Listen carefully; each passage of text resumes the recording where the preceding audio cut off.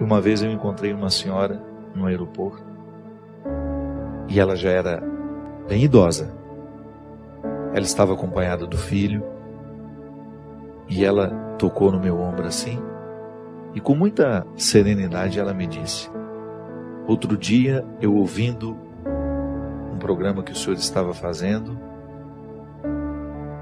eu identifiquei um defeito em mim que passou a minha vida inteira me acorrentando, mas eu não fui capaz de perceber. Aos 92 anos, que é a idade que eu tenho hoje, ela me disse, eu pude perceber o quanto eu fui prisioneira desse defeito. Eu não sei quanto tempo me resta, Padre Fábio, mas eu sei que naquele dia, a reflexão que o senhor fazia iluminou a minha consciência de um jeito que é como se eu tivesse arrancado ele com a mão. E eu não me permiti mais viver conforme as regras daquele defeito. Sabe quando você percebe que você participou do processo do outro? Quantas vezes eu me percebo vivendo sobre as regras dos meus defeitos? Porque quando eu passo a viver sobre as regras das minhas qualidades, eu fico mais leve para o outro, eu fico mais feliz, eu fico naturalmente mais interessante.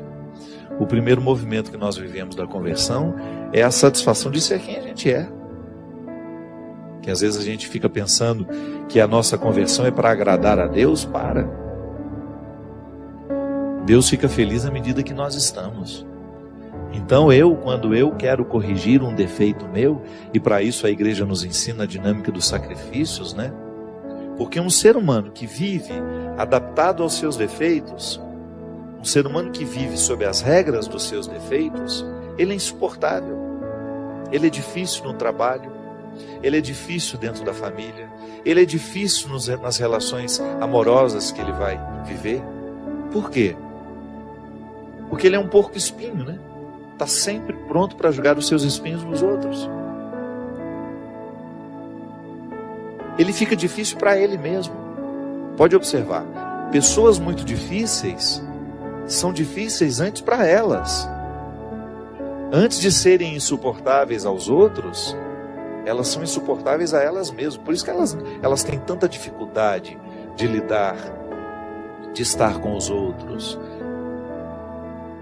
de serem instrumentais de coisas boas, né? Então se eu não quebro as regras dos meus defeitos, se eu não me incomodo para deixar de estar adaptado a eles, aos meus vícios, se eu não faço esse movimento, eu vou me tornando uma pessoa insuportável. E isso é muito interessante, porque isso deve ser para nós um termômetro de conversão. Eu sou suportável? Porque às vezes as pessoas, elas se esquecem de permitirem que Deus transforme o coração delas. Às vezes transforma só o aspecto exterior. Mas e o coração? Que é esse que me faz ser diante do outro. Eu particularmente costumo dizer que nós cristãos somos os grandes responsáveis pelo ateísmo no mundo. Pela nossa falta de testemunho. Às vezes nós temos anos e anos e anos de pertença religiosa, 20 anos de padre, 30 anos de bispo, e somos insuportáveis. Somos deselegantes, somos grosseiros. Eu não sei onde é que Deus está nessa história. Se o processo de Deus na nossa vida é justamente amansar o nosso coração, é fazer-nos quebrar as regras dos defeitos, é a gente deixar de estar adaptados ao mal. Se eu me torno uma pessoa insuportável aos outros, eu preciso sim rever o quanto de Deus já aconteceu em mim. Que conversão é essa que não me torna uma pessoa mais leve para os outros? É o primeiro sinal, minha gente, de quem se diz religioso. Porque é o fruto da espiritualidade em nós. Eu não me sentir melhor que ninguém. Eu olhar nos olhos dos outros sem ter a pretensão de que sou melhor que eles.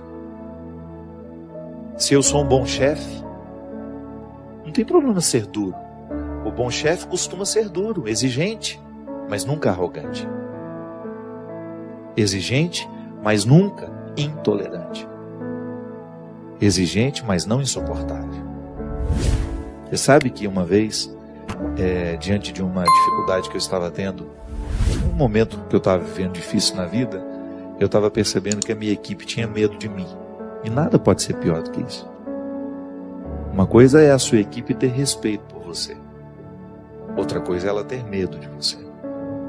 Quando eu coloco medo nos outros, eu preciso rever com muita honestidade a minha conversão. Não posso compreender isso, sabe? Quando eu, no exercício de ser quem eu sou, eu distrato as pessoas, finjo que elas não existem, que você se acha o melhorzão, o bonzão da história. Quantas vezes nós vemos isso? Ao passar pelo prédio, o porteiro que está ali, meu Deus, esse homem participa da minha vida. Ele pode até não entrar na minha casa todos os dias, mas eu passo por ele todos os dias. Eu quero saber quem ele é. Eu quero saber o nome dele. Eu quero participar. Eu quero estabelecer com ele a partir daquele momento pequeno que nós temos. Às vezes as pessoas não olham nos olhos umas das outras. E a gente diz que está convertido. Ou que está em processo de conversão. Tá bom, mas que processo é esse que não acelera a nossa simplicidade, a nossa leveza? Deus às vezes perde a oportunidade de acessar o nosso coração por causa das nossas resistências. Ou por causa do cultivo dos nossos vícios. Às vezes não consegue recrutar o que tem de melhor em si mesmo, vai ficando abatido, é isso. Todos nós, se não cuidarmos, nós vamos perdendo o referencial da realidade, do que de fato nós precisamos fazer. Para quê? Fazer para alcançar o melhor de nós. Eu quebrar as regras dos defeitos, para eu começar a viver sobre as regras das virtudes.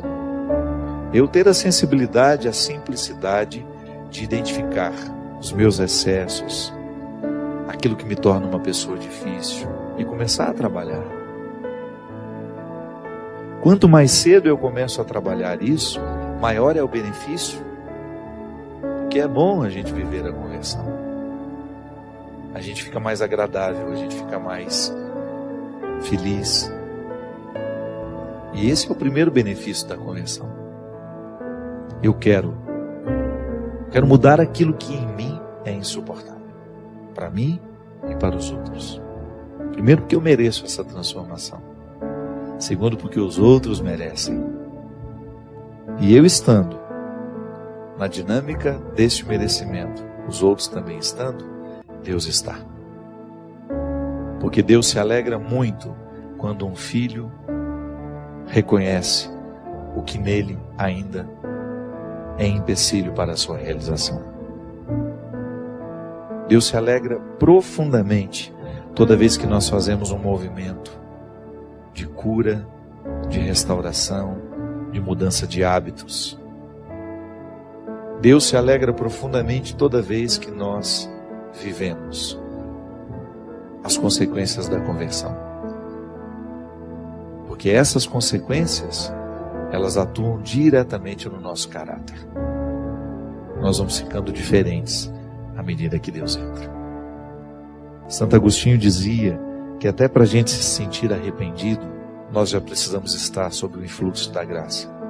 Que a graça de Deus aconteça hoje no nosso coração, abrindo os nossos olhos para a consciência, para que a gente tenha condições de perceber tudo o que em nós hoje precisa ser tocado pelo amor misericordioso de Jesus. E que a partir deste amor, desta misericórdia, nós possamos voltar ao nosso lugar. Assumir o lugar. Voltar a buscar o que é essencial para que a gente seja o que Deus quer que a gente seja.